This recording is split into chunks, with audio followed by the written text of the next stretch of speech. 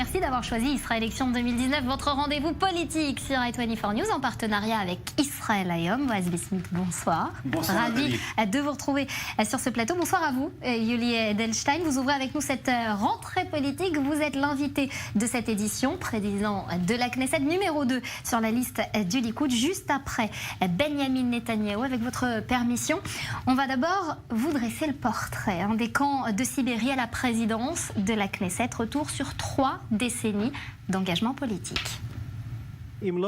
Du goulag à la présidence de la Knesset, Yuli Yoel Edelstein, un parcours qui débute en 1958 en ex-URSS à Tchernisty, dans l'actuelle Ukraine.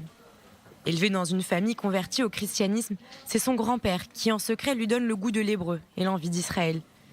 Étudiant, il tente d'émigrer, mais les autorités soviétiques l'en empêchent. Yuli Edelstein rejoint le camp des Refusniks et enseigne clandestinement l'hébreu.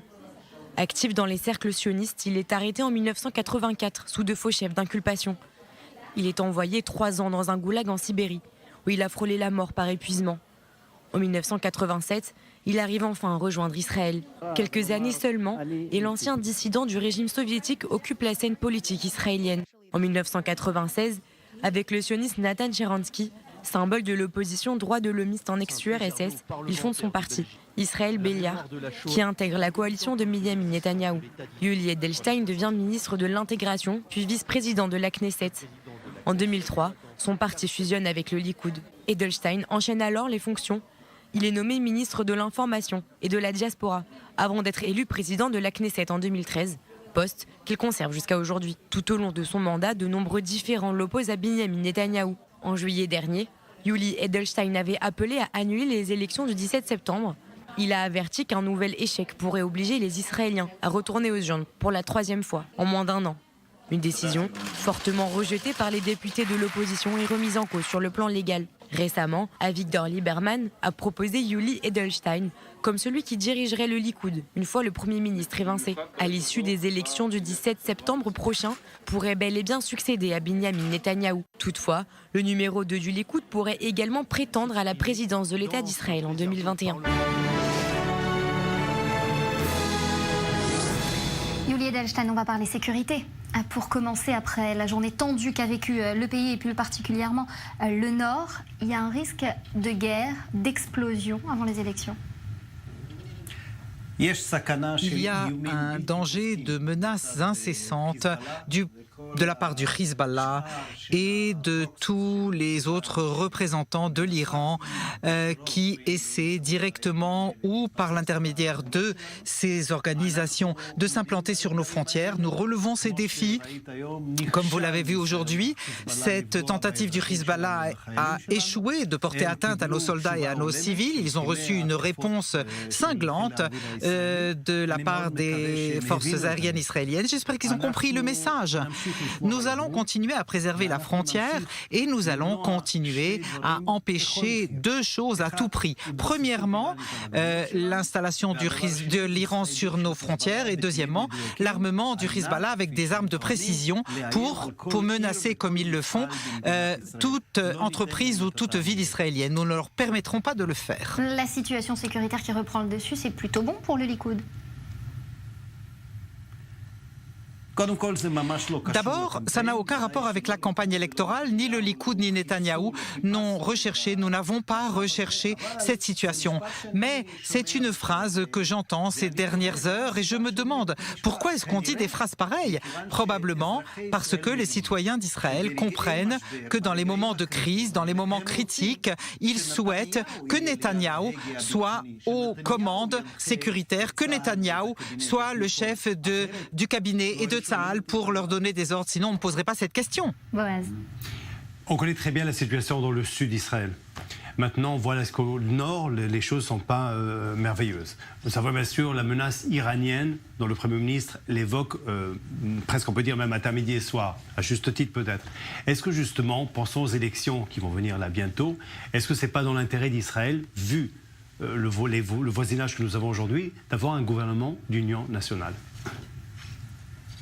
Je ne cache pas mon opinion. Je pense qu'actuellement, en campagne électorale, il est naturel que nous nous occupions de recevoir un maximum de sièges pour le Likoud, de manière à ce que le Likoud soit le plus grand parti. Mais je souhaiterais beaucoup qu'on arrive à une majorité au Parlement, à la Knesset, avec 61 mandats pour le Likoud et les partenaires naturels du Likoud, les partis qui idéologiquement nous sont proches. Mais il est très important ensuite de s'adresser à tous les partitionnistes de la Knesset et leur proposer de se joindre à la coalition. Vous pouvez poser la question, alors pourquoi ne pas nous y adresser déjà maintenant, dès à présent? Eh bien, moi je pense que les développements de ces dernières années, le transfert de l'ambassade américaine à Jérusalem, la reconnaissance de la souveraineté israélienne sur le plateau du Golan, n'auraient pas été possibles si la coalition dépendait des voix de quelques partis de l'opposition actuelle. Parce que, avant le transfert de l'ambassade, avant la souveraineté sur le Golan, nous avons entendu les voix habituelles qui disaient « c'est trop dangereux, peut-être que ça ne vaut pas la peine dans la situation actuelle de faire des choses trop brusques ». Voilà donc des choses que nous n'allons plus entendre parce qu'on risque de parler encore de choses très importantes lors du prochain gouvernement, y compris sur ce qui est de la souveraineté en Judée et Samarie pour les implantations israéliennes. Je veux qu'il y ait un soutien idéologique à cela, mais il y a suffisamment de partis à la Knesset qui pourraient participer à la politique de ce gouvernement. Vous parlez d'un Likoud fort, c'est-à-dire un maximum de mandats. Quand on parle d'un Likoud fort, moi tout de suite dans ma tête, je pense à des alliés naturels faibles. Est-ce que ça veut dire que pour le Likoud, peut-être les alliés vont, dans ces prochaines élections, après les prochaines élections, pas forcément des alliés naturels avec vous pour former un gouvernement? Non, on est en campagne électorale. J'entends ce que l'on dit et je souris même en vous disant ce que je pense. Je vais parler avec des russophones. Comme vous l'avez vu, je parle russe. Ils me disent, vous volez des voix de tel parti. Quand je vais parler dans Judée et Samarie, on me dit, vous volez des voix d'un autre parti. Quand je vais à Bnei Brak, une ville ultra-orthodoxe, en Israël, on me dit vous avez été envoyé pour voler les voix des partis ultra-orthodoxes. Je ne vole de voix à personne. Je veux que tout le monde vote pour le Likoud. Je sais que c'est pas réaliste, mais c'est la même chose pour tous les partis. Même les autres partis attaquent le Likoud, même ceux avec qui il n'y a pas de grande différence idéologique, pour essayer d'attirer les électeurs. C'est comme ça dans les campagnes électorales politiques dans le monde entier. C'est dommage. Donc il faudrait peut-être parler aussi en français, comme ça vous allez avoir le vote aussi des Juifs français. Mais bon, c'est à vous. Vous nous direz sûrement un mot à la fin de cette interview en français que vous parlez, hein, comme Benjamin Netanyahou d'ailleurs, mais qui ne veut pas s'exprimer en français. Yuli Edelstein, je voudrais qu'on s'arrête un moment de parler de politique pour parler de démocratie. Vous êtes un amoureux de la démocratie, vous avez subi les affres de la dictature. Hier, il y a eu quelques déclarations de notre Premier ministre qui ont été particulièrement difficiles, surtout à l'oreille d'un journaliste, Benjamin Netanyahou, qui a accusé les journalistes d'être, je cite, des pantins instrumentalisés par les patrons de presse et de commettre des attentats contre la démocratie. Le mot est fort. Tirer à boulet rouge contre les journalistes, c'est pas une ligne rouge que Benjamin Netanyahou n'a pas dû dépasser? Ça n'est pas la première fois que nous voyons des confrontations entre politiques, élus, dirigeants et des représentants de la presse. Ça n'est pas une méthode que j'ai adoptée, mais je pense aussi que dire que Netanyahou ait inventé cette méthode n'est pas vraiment juste. On a vu d'autres premiers ministres et d'autres dirigeants qui ont attaqué des journalistes de manière très violente, par des mots violents. Mais je pense qu'il vaut mieux parler sur un autre ton des deux partis. Chacun a des fonctions à remplir. Les journalistes sont là pour critiquer. Les journalistes, ces derniers temps en Israël, se sentent plus libres d'exprimer diverses opinions. Et je pense qu'en tout, le peuple est suffisamment intelligent. Le fait est que, je l'ai déjà dit à mon ami le Premier ministre et en public, notre situation actuellement dans la presse est bien meilleure que ce qu'elle était en 1996, lorsque Netanyahou a été élu pour la première fois.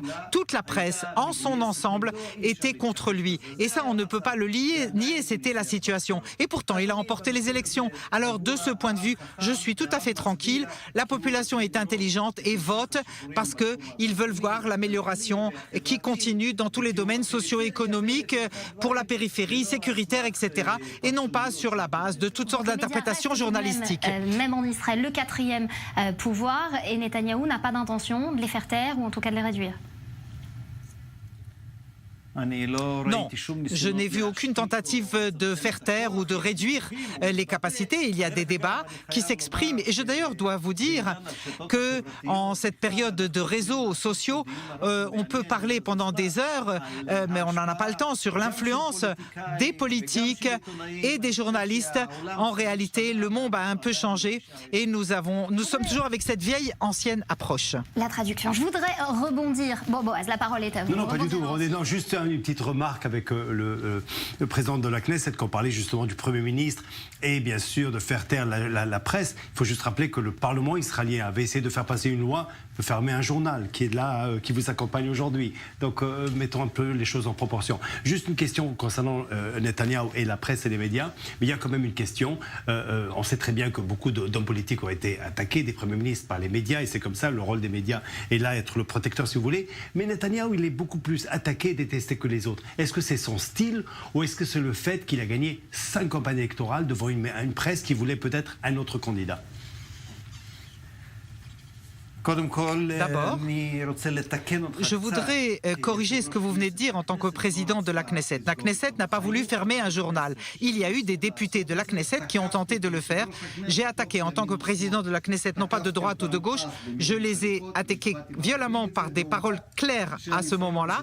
Et d'ailleurs, cette tentative n'a pas réussi. Parce que je suis pour la liberté de la presse, même quand la presse ne me plaît pas, qu'elle me plaise ou pas, et je suis pour la liberté de la presse. Il n'est pas un secret que les relations entre Netanyahou et la presse, comme il le dit lui-même, ont connu des hauts et des bas, et surtout des bas. C'est certain. Mais le fait est que la situation dans la presse israélienne, et il faut le dire honnêtement, est en train de changer. La presse israélienne est bien plus pluraliste et ouverte qu'elle ne l'était. Il y a des stations radio, des journaux qui présentent d'autres opinions que la position classique de la presse israélienne. Il faut continuer dans cette direction parce qu'en fin de compte, la presse est importante pour la démocratie à condition que l'on exprime diverses opinions. En tant que personne qui a vécu dans sa chair, dans le passé, le musellement de la presse où on ne pouvait pas parler, par exemple au moment du retrait unilatéral de la Knesset, où on n'a pas pu s'exprimer dans la presse, tout le monde était en faveur de Sharon, eh bien c'est désagréable, certes, mais le fait est qu'on a réussi à traverser cela. Il y a à nouveau la traduction, je vais m'y habituer. Yuli Edelstein, on a entendu de la bouche d'Avigdor Lieberman, de la bouche de Yair Netanyahou également, que vous seriez éventuellement un bon remplaçant si Benjamin Netanyahou ne pouvait pas continuer dans ses fonctions. Est-ce que vous êtes l'homme d'après Netanyahou ? D'abord et avant tout, je suis heureux de vous annoncer que je parle non seulement de démocratie en studio, mais je crois en la démocratie pour de vrai. Et dans le Likoud, c'est la démocratie. Si je voulais devenir le président du Likoud, je présenterai ma candidature aux élections primaires. Je me présenterai aux 140 000 membres inscrits au Likoud et je leur dirai « Je veux être votre chef ».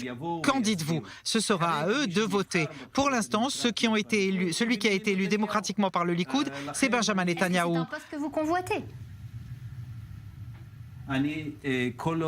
Tant qu'il y a un chef élu et que nous sommes en campagne électorale et après la campagne électorale aussi, nous voulons arriver au pouvoir. Il faut se souvenir que si nous n'arrivons pas au pouvoir, et vous avez dit que je suis le numéro 2 après Netanyahou, mais si nous sommes dans l'opposition, ni numéro 2, ni numéro 10, ni numéro 20 n'auront de fonction. Nous serons tous dans l'opposition. Donc Benjamin Netanyahou à tout prix, même si on doit amener le pays à de 3e élections.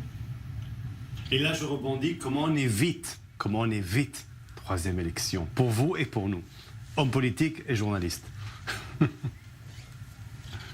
Même après les élections, c'est la loi en Israël, je reste président de la Knesset jusqu'à une nouvelle coalition qui se mette en place. Et je vous dirai de manière extrêmement simple, je ferai tout ce qui est en mon pouvoir, et j'ai un pouvoir à la Knesset, pour qu'il n'y ait pas de troisième élection.